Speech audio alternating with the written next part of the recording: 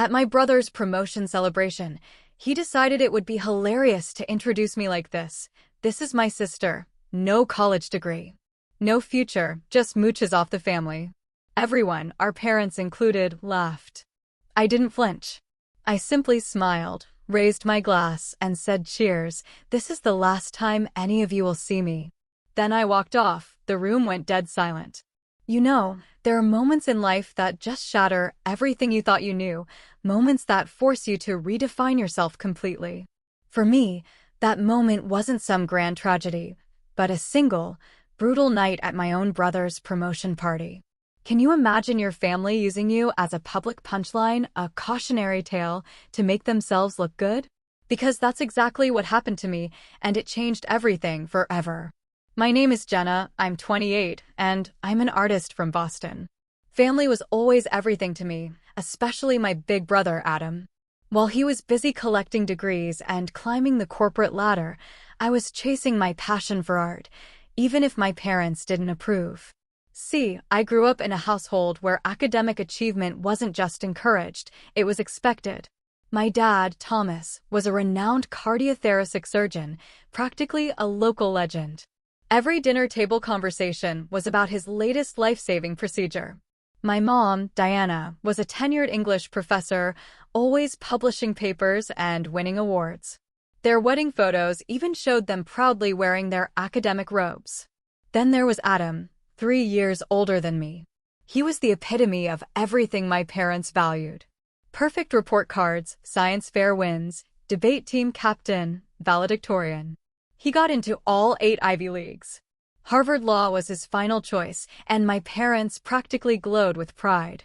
Honestly, I sometimes thought their faces might just crack from it. I loved Adam deeply.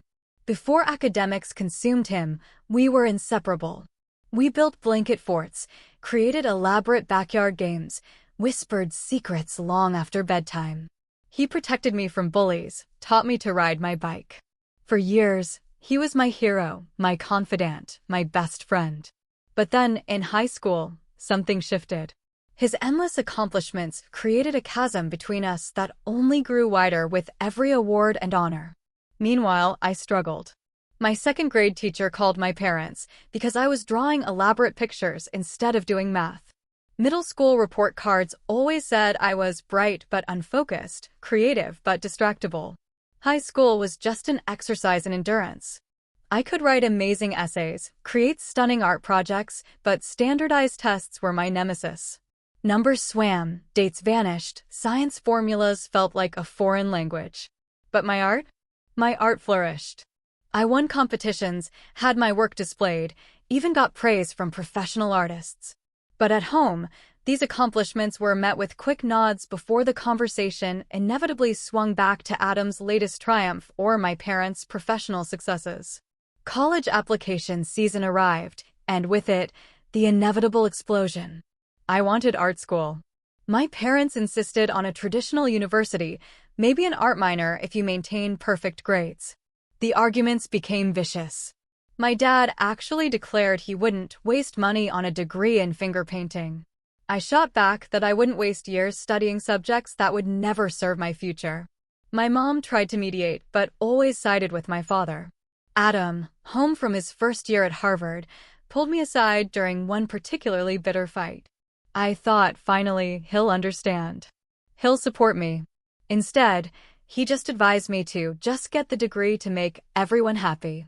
That was the moment I realized he didn't see my art as a legitimate path, just stubbornness, not passion. So, I made my decision. After graduation, while my classmates headed to dorms, I took a job at a coffee shop, rented a tiny studio apartment with roommates, and enrolled in night classes at a community art center. My parents predicted I'd come crawling back in 6 months, begging for tuition. Adam bet it would be 3. Those early years were brutal. I worked multiple service jobs, took any design gig I could find, building my portfolio piece by piece. Logos for local businesses, wedding invitations, illustrations for self-published authors. I survived on ramen noodles and pure, unadulterated determination. During increasingly infrequent family gatherings, I endured questions about when I'd get a real job or go back to school. My answers about building a freelance business were met with skeptical looks and immediate subject changes. 10 years passed. Adam graduated Harvard Law with honors, clerked for a federal judge, and landed at Peterson and Mitchell, one of Boston's most prestigious corporate law firms. Meanwhile, I was slowly building a reputation in graphic design, growing my client base enough to finally quit my service jobs. I secured my own apartment, built a professional website, even hired an assistant. My designs won awards in industry publications, and larger companies started calling. Not that my family noticed. At holiday gatherings, my parents still introduced Adam as our son, the lawyer, while I remained our daughter with the hobby. When I shared news about a major client or industry recognition, the response was polite disinterest, followed by an immediate pivot to Adam's latest courtroom victory. When the invitation arrived for Adam's promotion party, I felt that familiar mix of family obligation and pure dread. 5 years at Peterson and Mitchell, and he was being made partner, the youngest in the firm's history. My mom called to make sure I'd attend, adding that I should wear something appropriate, not your usual artistic outfits. The subtle dig stung, but I agreed to come.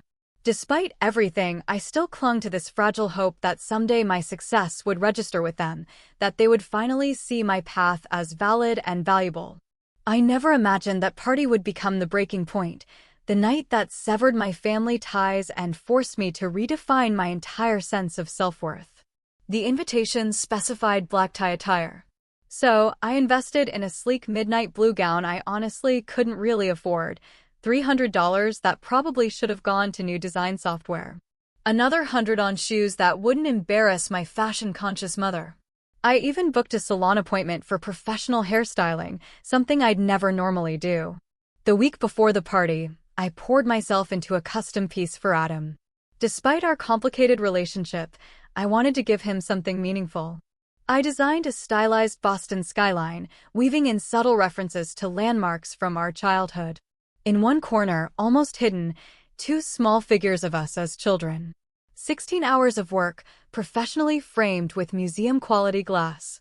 It was a gift that showcased both my professional skills and our personal connection. I really hoped it would make him see the value in my chosen path. The morning of the party, I rehearsed responses to the inevitable career questions. Concise project descriptions, impressive client names, practiced explanations of my business growth. I reminded myself my annual income now matched many college graduates, that I owned my work, that I'd built something from nothing through sheer talent and perseverance. Standing before my mirror, I practiced smiling through uncomfortable comments. I'm doing well, think. You. Business has been excellent. Just signed a contract with a national retail chain. No, I don't regret not going to college. The freelance market for designers is actually quite robust. I took an Uber to the venue, a historic hotel in downtown Boston. The driver asked if I was attending a special event, and for that brief moment, I felt a surge of pride explaining my brother was being made partner. I basked in that reflected glory, that sense of familial connection, completely unaware of how the night would truly unfold. The hotel lobby gleamed with marble and crystal. Following the signs to the Peterson and Mitchell event, I approached the ballroom with growing anxiety. My parents were already outside, chatting with Adam's colleagues. My mom in a designer dress, my dad in a custom-tailored tuxedo. They looked striking, still handsome and distinguished in their early 60s. I called out a greeting. My father just nodded, continuing his conversation. My mother turned, gave me a quick assessment, and then a peck on the cheek that barely landed. You're late, she whispered, smoothing my already smooth hair. We told you 6:30 for photographs. The invitation said 7, I replied, showing her the card in my clutch. The family was asked to arrive early, she frowned. Adam specifically mentioned it to us. Didn't he call you? He didn't, I said, knowing full well it wasn't an oversight. Adam had stopped including me in family coordination years ago. Well, you're here now, she said, already turning back to her group. Find your place card. I believe you're at table 11. My father finished his conversation just long enough for a brief, one-armed hug. "Good to see you, Jennifer," he said, using my full name as he always did. "It's Jenna, Dad," I corrected automatically. The same correction for 28 years. Right. He nodded distractedly, spotting someone across the room. "Excuse me, that's Judge Williams. I should say hello." I stood alone for a moment, then made my way into the ballroom. Round tables, white linens, white roses, miniature law books as centerpieces. A string quartet played softly. Servers circulated with champagne. I spotted Adam immediately. Tall, broad-shouldered like our father, at the center of an admiring circle. His tuxedo fit perfectly, his hair expertly styled, his gestures confident as he told a story that had his audience laughing. Success looked natural on him, as though he'd been born for this moment. I hesitated, clutching my gift bag, unsure whether to approach. Adam solved my dilemma by glancing up and noticing me. He said something to his group, then strode towards me. "Jenna, you made it," he said, kissing my cheek. His cologne was expensive, his smile practiced. "Congratulations on the promotion," I said sincerely. "This is quite a celebration." "Firm tradition," he replied with a casual wave. "Every new partner gets the full treatment." Most of the guests are colleagues and clients, but I insisted on family too. "Though I see you missed the photos." "I wasn't told about them," I said, managing to keep my tone light. "I brought you something." I extended the gift bag. Adam took it with a distracted "thank you," immediately setting it on a nearby table without looking inside. "I'll check it out later. Come, meet some people." He led me to a group of impeccably dressed professionals who regarded me with polite curiosity. "This is my sister," Adam announced, without offering my name or profession. One woman extended her hand. "I'm Stephanie Morris, head of corporate litigation." "What firm are you with?" Before I could answer, Adam laughed. "Oh, Jenna's not a lawyer. She's an artist. She draws pictures." "I'm actually a graphic designer," I clarified. "I run my own studio specializing in branding and commercial illustration." "How interesting," Stephanie said, in that tone people use when they find something anything but interesting. "And where did you study?" "I'm self-taught," I replied, keeping my voice steady. "I've been building my business for 10 years now." Adam jumped in. Jenna decided college wasn't her thing. He made air quotes around decided, drawing knowing smiles from his colleagues. "Excuse me," I said, pretending to spot someone across the room. "I need to say hello." I retreated to the bar, ordered a glass of white wine, and took a steadying breath. The evening had barely begun, and already I felt diminished. I reminded myself I had nothing to prove to these people. My work spoke for itself. My clients valued my talent. My bank account validated my choices. But as the night progressed, the small cuts kept accumulating. During dinner, I was seated at a table far from the main party with distant relatives and administrative staff. When conversation turned to careers, interest in my work evaporated the moment I mentioned my lack of formal education. During the pre-dessert mingling, my mother introduced me to her university colleagues as my daughter who has always been creative, her tone suggesting creativity was a charming but utterly useless trait. I overheard my father telling his medical friends about Adam's academic achievements, detailing every honor from kindergarten perfect attendance to law school law review. When someone politely asked about me, he replied that I was finding my way, still figuring things out. I was 28 years old with an established business. Yet, in his eyes, I remained eternally unfinished, permanently in progress. As dessert was served, the firm's managing partner took to the small stage. "Ladies and gentlemen," he announced, "it's time to celebrate our newest partner, Adam Harrison." Applause filled the room as Adam made his way to the stage. He looked perfectly at ease, born for the spotlight. I clapped along, still hoping that somewhere in his speech, he might acknowledge that success comes in different forms. I watched with growing anticipation for the moment my brother would publicly recognize our family. I couldn't have imagined how wrong I was about to be. The ballroom itself, the Fairmont Hotel, represented everything my family valued: luxury, tradition, exclusivity. Crystal chandeliers, pressed white tablecloths, polished silver. The firm had spared no expense. Fresh floral arrangements, their perfume mixing with expensive cologne and gourmet food. Everything about this environment reinforced that this was a place for people who had followed the rules, climbed the proper ladders. I sipped my wine, observing the social dynamics. The hierarchy was clear, from senior partners commanding attention to junior associates laughing a bit too loudly at their superiors' jokes. I recognized none of them. An older gentleman approached my isolated corner. He introduced himself as Harold Peterson, the founding partner, now semi-retired. Mr. Peterson had kind eyes that crinkled at the corners. "You must be Adam's sister," he said, extending his hand. "You look like him around the eyes." "I am," I confirmed. "Jenna Harrison." "Adam speaks highly of your creative talents," he said, surprising me completely. "My granddaughter is interested in art.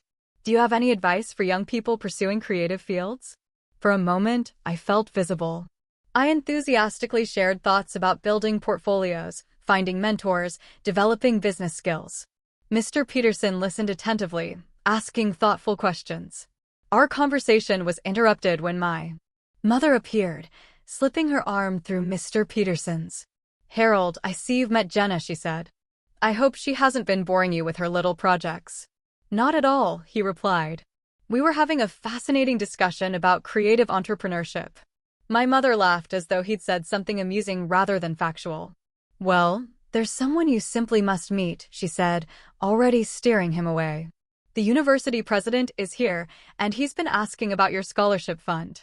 Mr. Peterson allowed himself to be led away, but turned back to give me a sympathetic smile. "Nice meeting you, Jenna. Keep up the good work." That brief positive interaction only highlighted how uncomfortable the rest of the evening had been. I tried to join a conversation between my father and several doctors, only to have him place his hand on my shoulder and guide me away with a whispered, "This is a discussion about hospital politics, Jennifer. You wouldn't understand the context." When I tried chatting with younger lawyers, they became awkwardly formal once they realized I wasn't in the legal profession, their eyes scanning the room for more advantageous networking opportunities. Even the catering staff seemed to sense my outsider status, passing me by repeatedly before I could take an appetizer.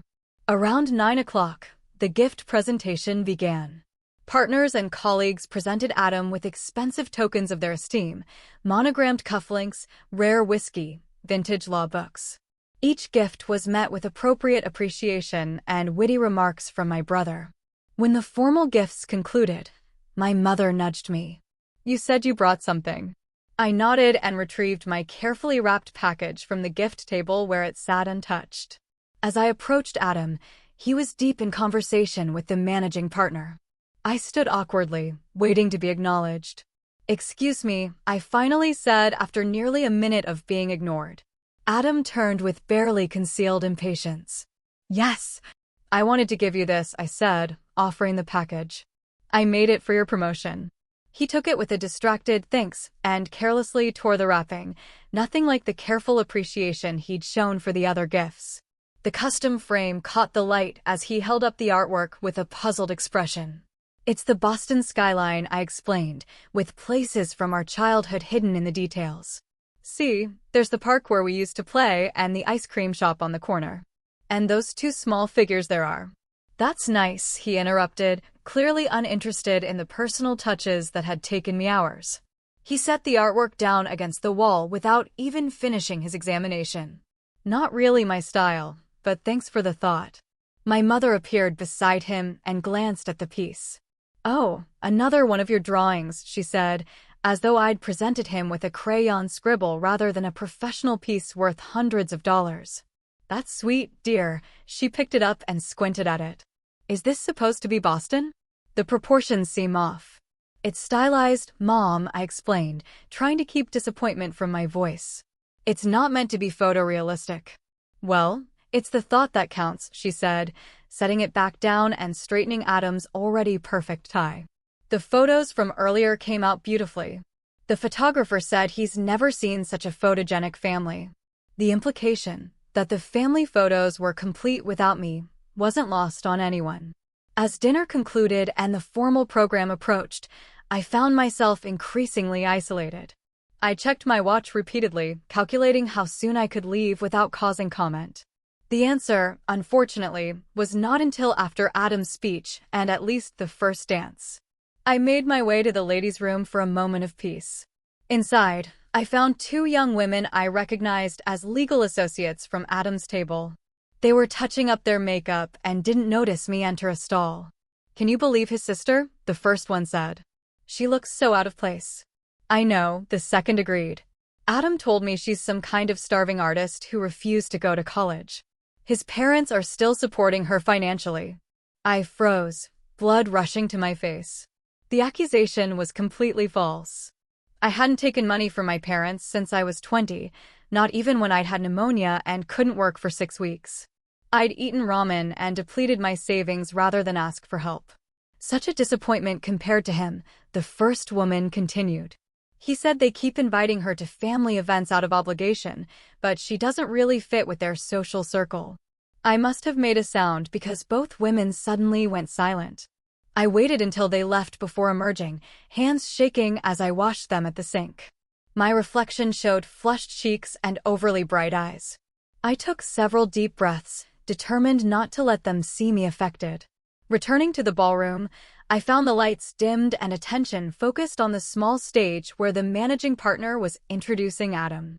My father caught my eye from the front table and frowned, gesturing at his watch. I slipped into an empty seat at the back, unwilling to cause a scene by walking to the family table. Now, as Adam took the microphone and began his speech, I tried to focus on breathing evenly and maintaining my composure. I still believed, despite everything, that when he acknowledged his family support, he would include me with some small, kind mention. Perhaps a joke about his artistic sister who took a different path but still supported him. Maybe even a thank you for attending despite our differences. I couldn't have been more wrong, and the moment that proved it was rapidly approaching. Adam stood on the small stage, commanding attention. The spotlight emphasized his perfect posture, his confident smile, his tailored tuxedo. He began by thanking the firm partners for their mentorship, delivering carefully crafted compliments to each senior attorney. The crowd nodded. He spoke about his commitment to the firm's values, his vision for its prestigious legacy. I started to relax slightly. Perhaps the speech would remain purely professional, sparing me any family references at all. That would be better than a negative mention. I could slip out during the applause and text my congratulations later. But then Adam shifted gears. "Now for the personal acknowledgments," he said, his voice warming. "I wouldn't be standing here tonight without the unwavering support of my family." The spotlight widened to include my parents at their front row table. They beamed with pride, my mother dabbing at her eyes with a monogrammed handkerchief. "My father, Dr. Thomas Harrison," Adam continued, "taught me the value of precision, excellence, and dedication. My mother, Professor Diana Harrison, instilled in me a love of language and persuasive communication. Together, they showed me that with discipline and focus, any goal is achievable." My parents stood to receive a round of applause. My father placed his hand over his heart. My mother blew Adam a discreet kiss. I clapped along, feeling the familiar pang of exclusion, but nothing I hadn't experienced before. Maybe he would stop there. Maybe family acknowledgments were complete. Adam raised his champagne glass. "I'd like everyone to raise a glass to the people who shaped me into the man I am today." The room complied, glasses lifting in unison.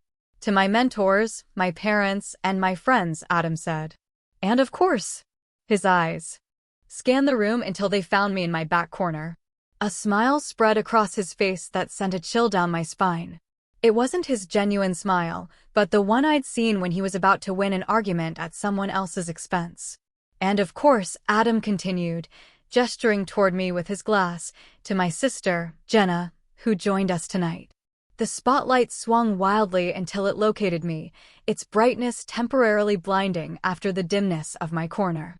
I felt every eye in the room turn to examine me. I managed a small smile and a slight nod, hoping this moment would pass quickly. Adam chuckled into the microphone.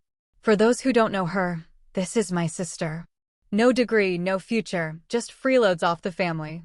She's our cautionary tale of what happens when you don't apply yourself." The room erupted in laughter. My parents, rather than defending me, joined in. My father shook his head in mock disapproval, while my mother covered her smile with her hand, both clearly comfortable with me as the family joke. The spotlight remained fixed on me, exposing every micro-expression that crossed my face. I felt heat flood my cheeks, a rushing sound filled my ears. Time seemed to slow down, each second stretching painfully as the laughter continued. In that moment, something crystallized within me. This wasn't a one-time humiliation. This was simply the public version of how my family had always seen me. Every diminished accomplishment, every backhanded compliment, every comparison to Adam suddenly appeared in perfect clarity as parts of a consistent pattern. I had been the family disappointment from the moment I chose my own path, and nothing I achieved would ever change that perception. I had two choices. I could flee the room in tears, confirming their belief in my instability and immaturity, or I could respond with the dignity they clearly didn't think I possessed. With deliberate calm, I stood up. The laughter began to subside as people noticed my movement. I walked slowly toward the front of the room, feeling the weight of every gaze. The spotlight followed me, highlighting my journey from shadow to center stage. When I reached the main table, I picked up an untouched champagne flute. I looked directly at Adam, still standing at the microphone. His expression had shifted from smug amusement to slight confusion. He hadn't expected a reaction beyond embarrassed acceptance or hasty departure. I raised my glass toward him, mirroring his earlier gesture. My hand was perfectly steady. I smiled, not a hurt smile or an angry one, but the calm smile of someone making a life-changing decision with absolute certainty. "Cheers," I said, my voice carrying clearly in the now silent room. "This is the last time any of you will see me." I took a sip of champagne, set the glass down gently, and turned to leave. The click of my heels against the hardwood floor echoed in the complete silence that had fallen over the ballroom. No one called after me. No one tried to stop me. Perhaps they thought it was a dramatic gesture rather than a genuine farewell. As I retrieved my wrap from the coat check, I heard the hum of conversation resume behind me, Adam's amplified voice making some joke to dispel the awkwardness. By the time I stepped into the cool night air, applause had broken out again, the celebration continuing without interruption. In the taxi home, I didn't cry. I felt oddly calm, like someone watching a film of someone else's life. The city lights blurred past the window as I made mental lists of what needed to be done. This wasn't an impulsive reaction, but the final acknowledgement of a truth I had been avoiding for years. My family would never see me as I truly was, and continuing to seek their approval would only destroy me piece by piece. The driver asked if I was okay, and I realized I'd been sitting in silence outside my apartment building for several minutes after we'd arrived. "Yes," I replied, surprising myself with how certain I felt. "For the first time in years, I think I really am." The moment I entered my apartment, I switched my phone to airplane mode. I knew the texts and calls would start once the event ended, and my absence registered as more than a dramatic exit. I needed time to think clearly, without their voices in my head. My cat, Jasper, greeted me with his usual indifference that gradually shifted to curiosity as I began pulling luggage from my closet instead of changing into pajamas. I moved with purpose, packing only what I absolutely needed: clothes for a week, my laptop, essential toiletries, my external hard drives containing all my work files, and a small box of irreplaceable personal items. Everything else could be replaced or retrieved later. Jasper watched from the bed, tail twitching, as I moved around the apartment with unusual energy for midnight. When my suitcase and laptop bag were packed, I picked up Jasper and held him close, breathing in his familiar scent. I had rescued him from a shelter 3 years earlier, a scraggly, one-eyed tabby that no one wanted. We understood each other. "I need to make some calls, buddy," I whispered, scratching behind his ears, the kind you make when no one is listening. I booked a pet-friendly hotel room downtown for 2 weeks, paying the premium without hesitation. I emailed my 2 current clients, explaining I had a family emergency and would be working remotely, but assuring them all deadlines would be met. I set up mail forwarding to a post office box I would establish the next day. At 2 o'clock in the morning, I finally turned my phone back on. As expected, there were multiple missed calls and texts. Most were from my mother, ranging from confused, "Where did you go?" to irritated, "You're being very dramatic," to concerned, "Are you driving? Please respond." My father had called once but left no message. Adam hadn't reached out at all. I texted my mother simply, "I'm safe. I need space. Please respect that." Then I turned off my phone again, set my alarm for 7 a.m. and tried to sleep. When sleep wouldn't come, I stared at the ceiling, mentally redesigning my life from scratch. At 7, I loaded Jasper into his carrier, packed my bags into an Uber, and left my apartment, leaving my key with my neighbor Lisa, asking her to water my plants until I figured out next steps. She didn't ask questions, just hugged me and said to call if I needed anything. Some people understand boundaries instinctively. The hotel room was small but clean, with a kitchenette and decent Wi-Fi. I set up my laptop on the desk, created a makeshift litter box area in the bathroom, and unpacked just enough to function. Then I made a list of practical tasks: find a new apartment, preferably in a different neighborhood or even a different city. Notify my landlord I wouldn't be renewing my lease. Update my business contact information. Establish new banking relationships, separate from the institutions my family used. By 9 a.m., my phone had 67 notifications. I ignored them all and called a real estate agent instead, explaining I needed a short-term rental with an option to buy, budget flexible, available immediately. The urgency in my voice must have communicated itself because she promised to send listings that same day. I worked through the morning, focusing on a branding project due the following week. The familiar rhythm of design calmed me, the creative flow pushing away thoughts of the previous night. Around noon, I finally checked my messages. My mother had progressed from concern to anger. "Your behavior was completely inappropriate." Adam was embarrassed in front of his colleagues. "We expect an apology." My father was more direct. "This childish attention-seeking needs to stop. Call your mother." There were also 3 messages from numbers I didn't recognize. The first was from Harold Peterson. "Your brother's comments were out of line. If you're interested in design work for our firm's rebranding, please call me." The second was from Adam's colleague, Stephanie. "That was the most dignified exit I've ever witnessed. Adam was wrong about you. Let me know if you need a good lawyer." The third was from my cousin Taylor, my only relative who had chosen a non-traditional path. "Whatever you're doing, I support you. Been there. Call me if you need a friendly voice." These unexpected allies brought the first tears since the incident. I hadn't realized how completely I'd internalized my family's narrative about my isolation and failure. There were people who saw me differently, who recognized something in me worth supporting. I saved their numbers, but wasn't ready to respond yet. I spent that first week in a productive blur. During the day, I worked on client projects with new intensity. Evenings were dedicated to researching locations where I might restart my life. I considered New York, Chicago, Seattle, anywhere with a strong creative economy and no family connections. I interviewed 3 potential assistants who could work remotely, eventually hiring Zach, a recent design school graduate with excellent organizational skills and no ties to Boston's interconnected social world. My mother's texts grew increasingly frantic as the days passed without response. By day 5, she was threatening to file a missing persons report, even though I had clearly told her I was safe and needed space. I finally responded with a formal email, copying my father. "I am not missing. I am taking necessary space from a family dynamic that has become harmful to my well-being. I am safe, employed, and housed. Please do not contact the authorities with false concerns, as that would waste their resources and damage our relationship further.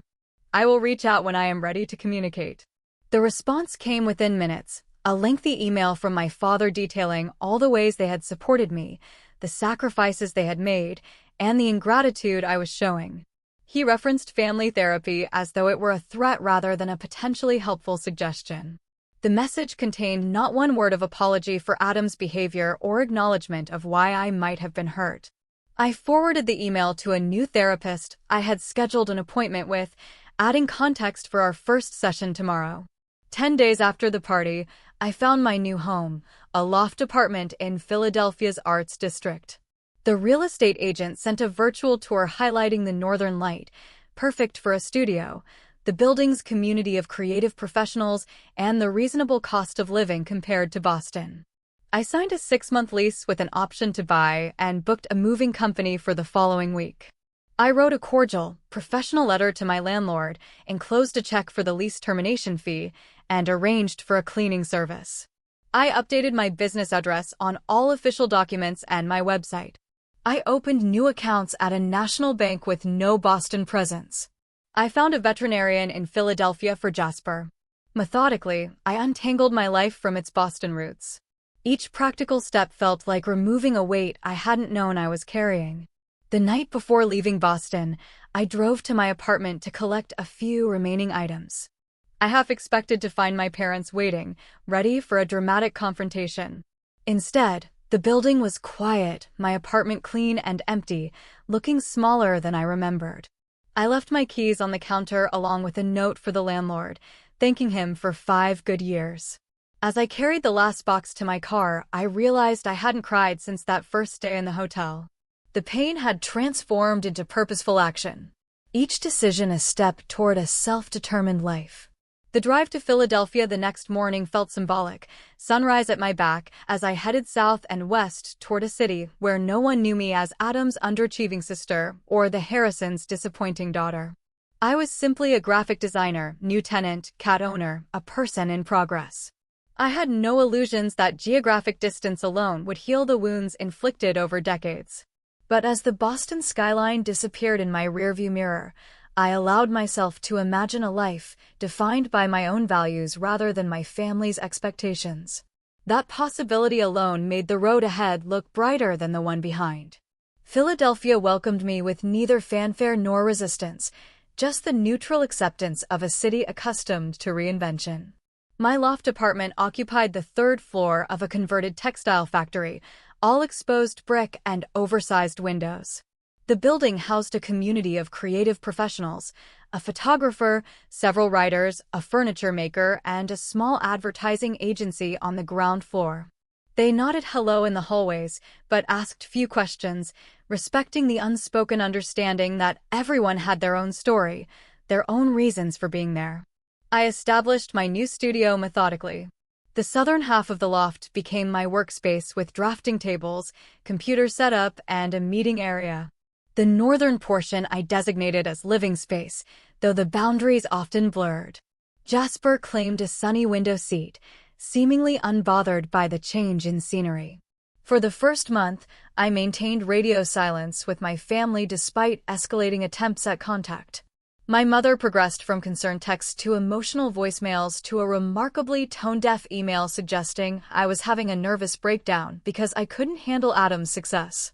My father took a more direct approach, using his hospital connections to obtain my new address and sending a certified letter reminding me of all the ways I had disappointed them over the years, culminating in my ungrateful departure. The letter concluded with the statement that when I was ready to apologize and behave like an adult, they would welcome me back into the family. I scanned both communications and forwarded them to Dr. Melissa Jenkins, the therapist I had started seeing weekly. In our sessions, she helped me recognize patterns I had normalized, the constant comparisons, the dismissal of my achievements, the subtle undermining of my confidence. We worked on separating my self-worth from their approval, a process that felt like untangling a lifetime of twisted threads. When my family's attempts at contact went unanswered, they recruited extended family members to reach out. Aunts, uncles, and cousins I hadn't spoken with in years suddenly texted with casual, "How are you?" That inevitably led to, "Don't you think you're being hard on your parents?" questions. I responded politely but firmly that I was taking necessary space for my well-being and would appreciate their respect for that boundary. Only Cousin Taylor remained a genuine ally, calling occasionally to check in without pressure or judgment. When I eventually told her the full story of the promotion party, her response was refreshingly direct. "What an absolute dick move. You deserve better. This family has a serious problem with anyone coloring outside the lines." As the weeks turned into months, I immersed myself in building my business in this new city.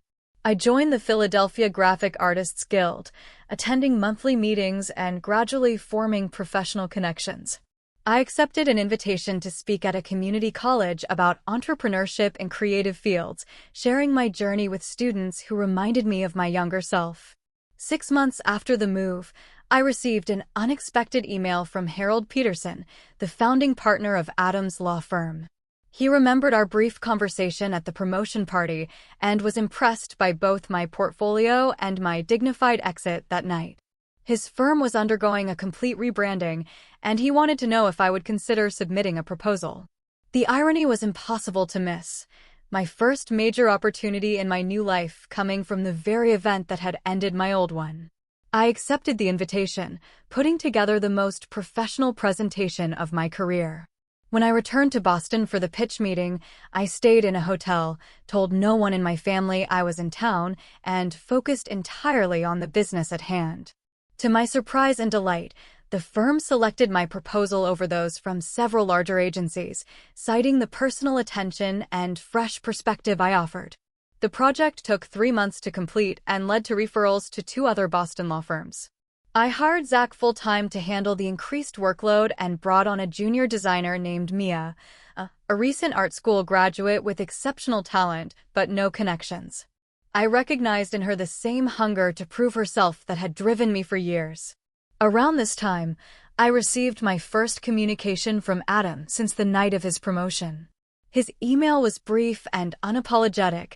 "I hear you're working with Peterson and Mitchell now, using my connections to build your business.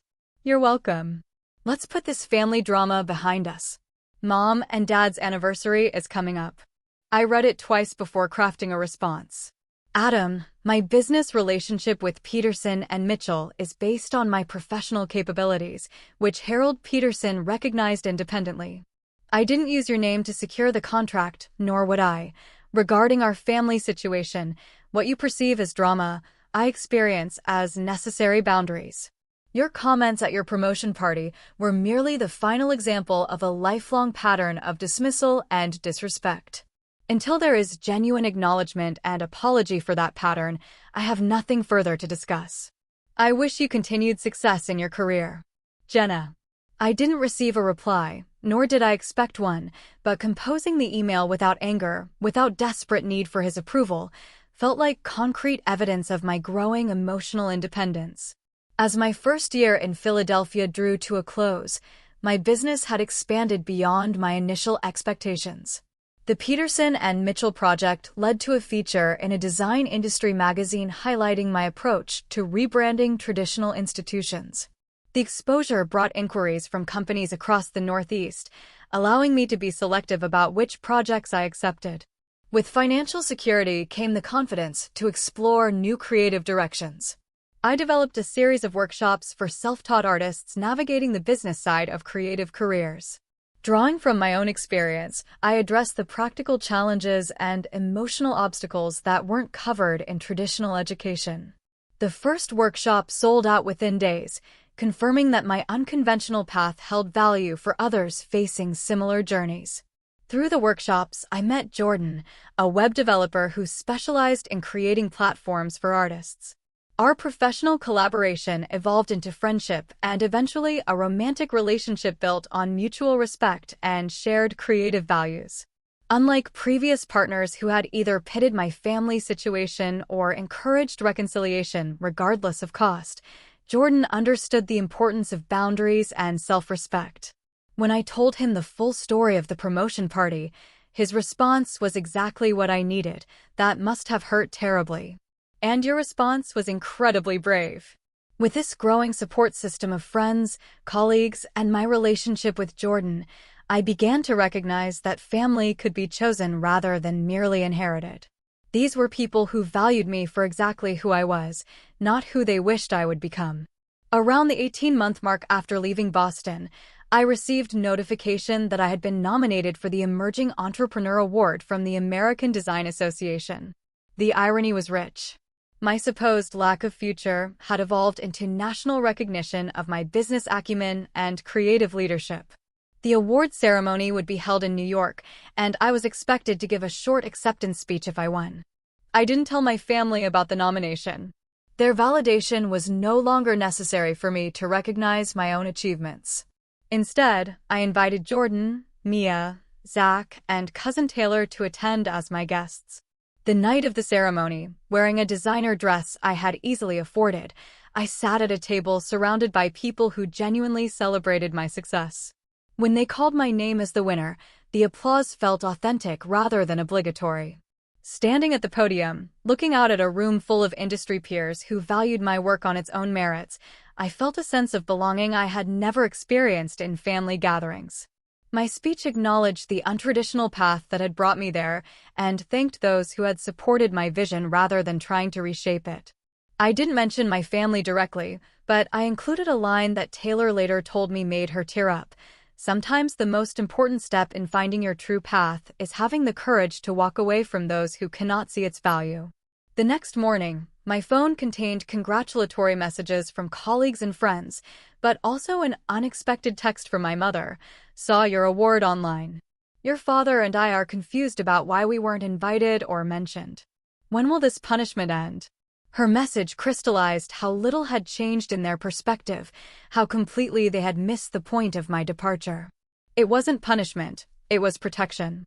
I showed the text to Jordan, who simply said, "Still making it about them, huh?" I didn't respond immediately. Instead, I spent the day exploring New York with my chosen family, celebrating not just the award, but the life I had built from scratch. That evening, browsing through an art supply store, I realized I was genuinely happy. Not the performance of happiness I had maintained through years of family gatherings, but authentic joy built on self-determination and genuine connection.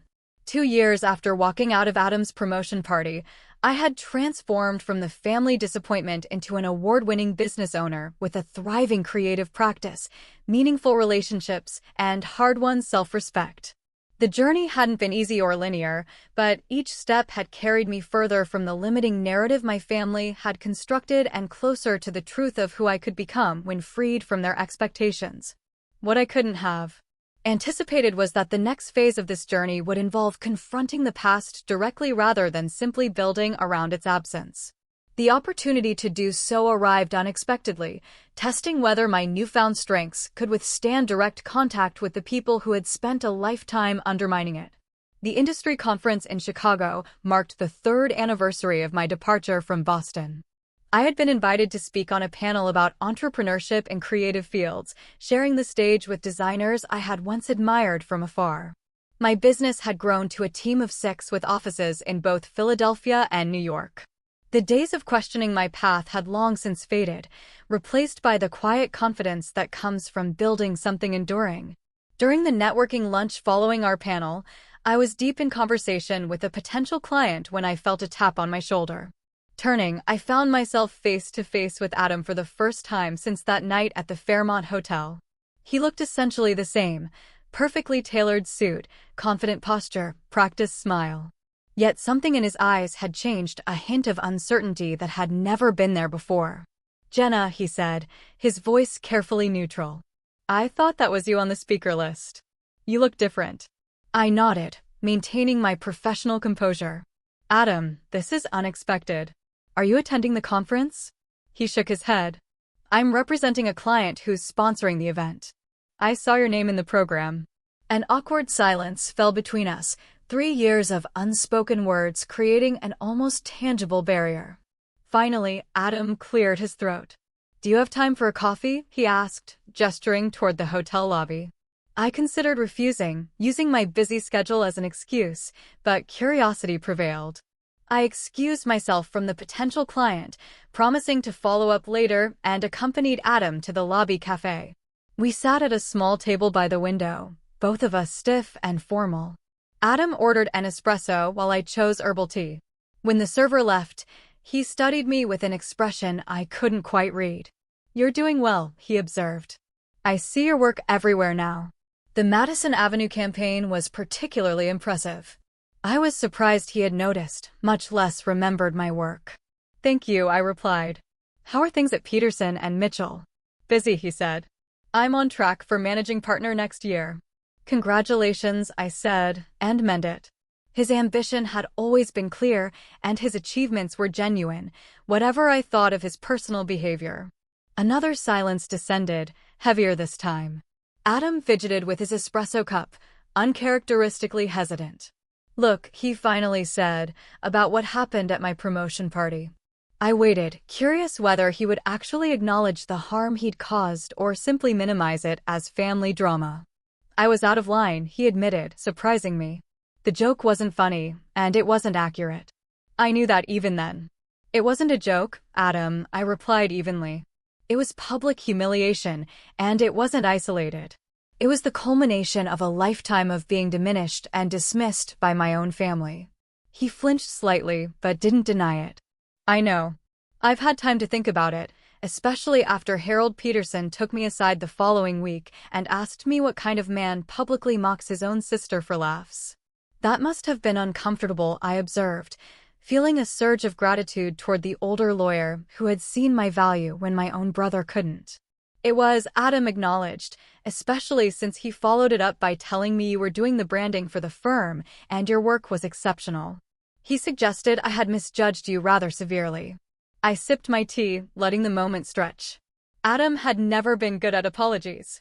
Acknowledgement was probably the best I could expect. "I don't expect you to forgive me," he continued, surprising me again. "But I want you to know I've regretted it. Not just because it made me look bad, but because it was wrong. You've built something impressive completely on your own terms. That takes courage." "I'm not sure I have."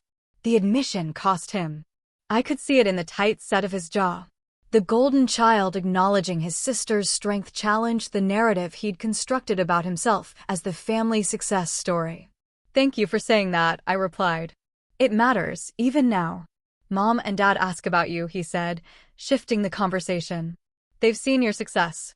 Dad even cut out that article about you in Business Monthly." I raised an eyebrow. "Have they acknowledged they were wrong?" Adam hesitated. "They're still working through that part, but they miss you. They're getting older.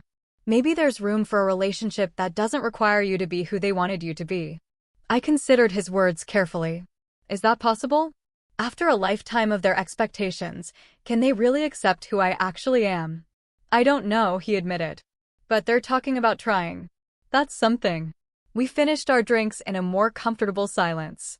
As we prepared to leave, Adam handed me his business card with his personal number written on the back. "No pressure," he said.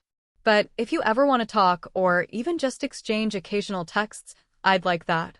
The family dinners are pretty boring with just the three of us." I smiled slightly, remembering a time when those dinners had been torture for me. Yet now he found them lacking. I took the card and gave him my card in return. "I'll think about it," I promised. And we parted ways, not as the close siblings we'd once been, but not as strangers either. Something new had formed in that cafe, the possibility of a relationship based on mutual respect rather than hierarchy. A month later, I received an email from my mother. Unlike her previous communications, this one didn't demand or accuse. Instead, it was surprisingly reflective. "Dear Jenna, Adam mentioned he saw you at the Chicago conference. He said you looked well and that your business is thriving. I've been following your success from afar through industry publications. Your father and I have been doing some reflecting, prompted in part by our age and in part by your continued absence from our lives.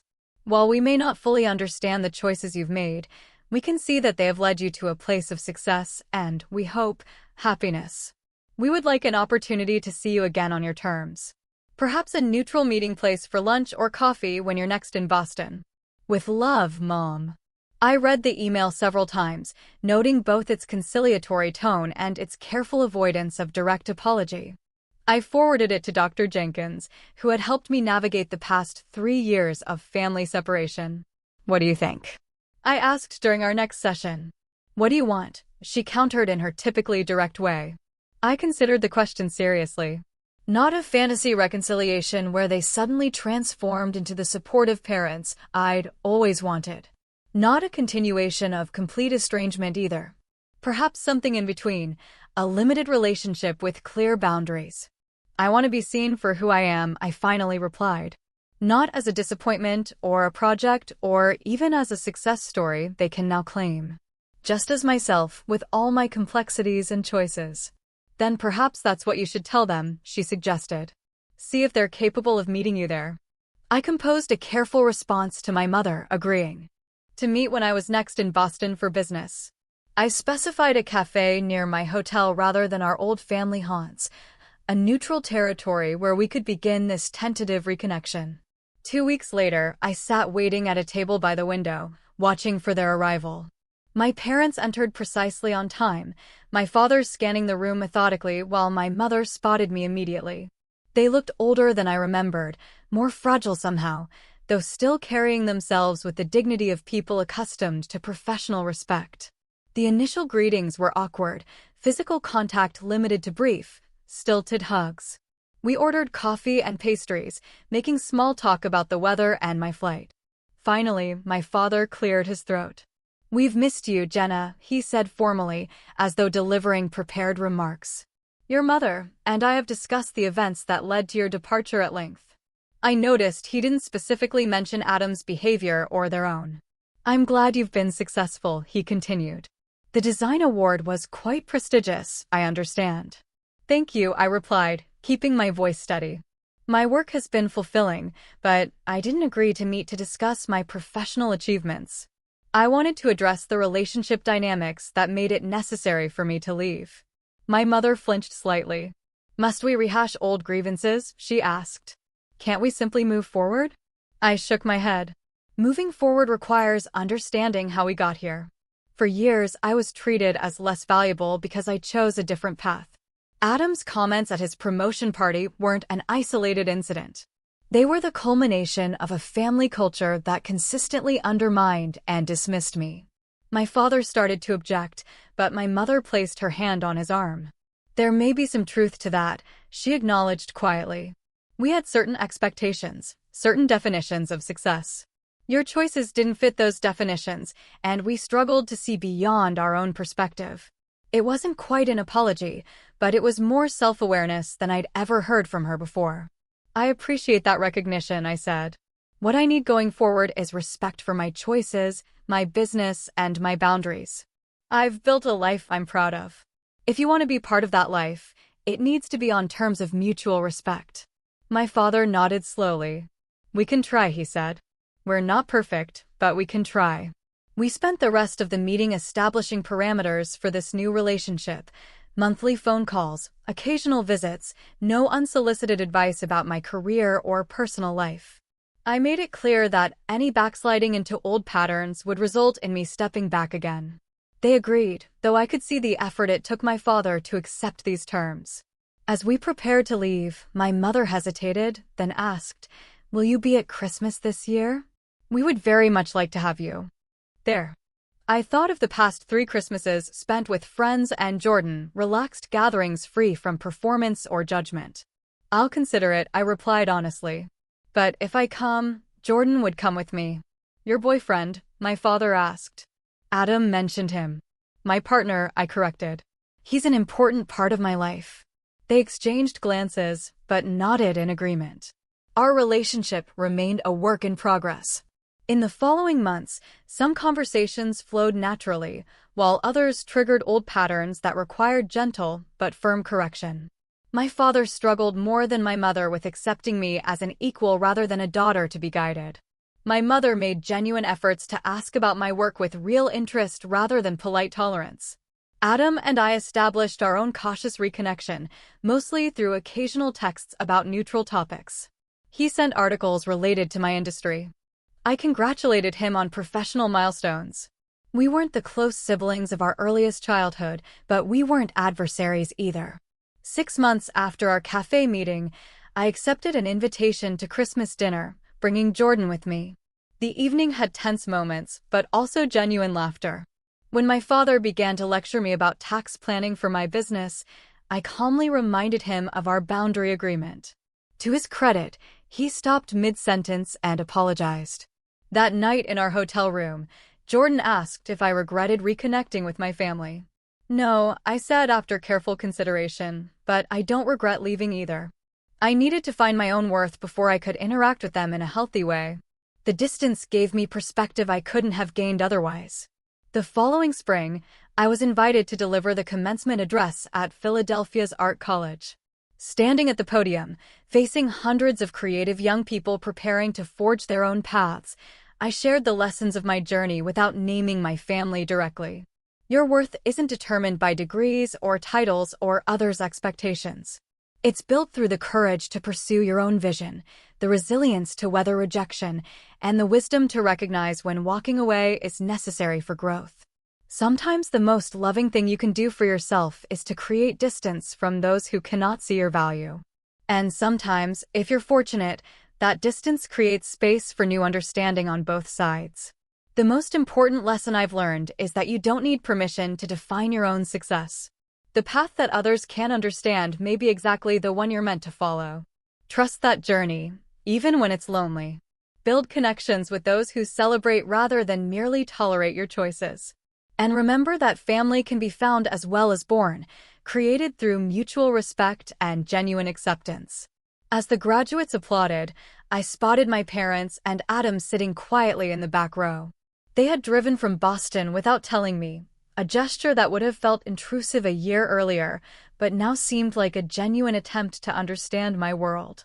After the ceremony, they approached somewhat hesitantly, aware they were entering my territory rather than theirs. That was quite powerful, my father said, genuine respect in his voice. You've become quite the speaker. I always knew you were articulate, my mother added.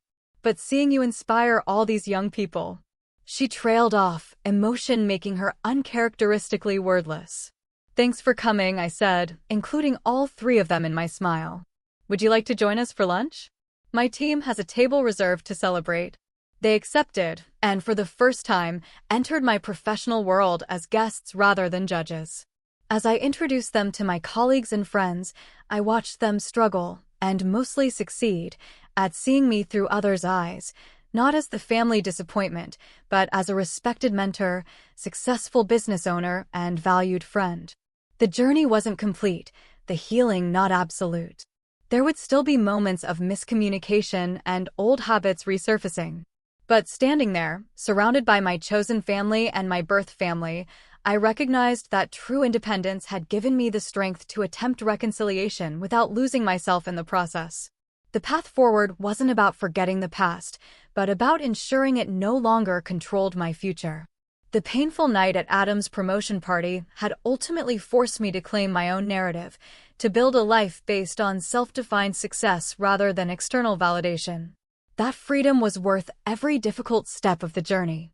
Have you ever had to make a tough decision to walk away from something familiar, or even from family, to truly find your own worth? How did you navigate that journey? I'd really love to hear your thoughts in the comments below.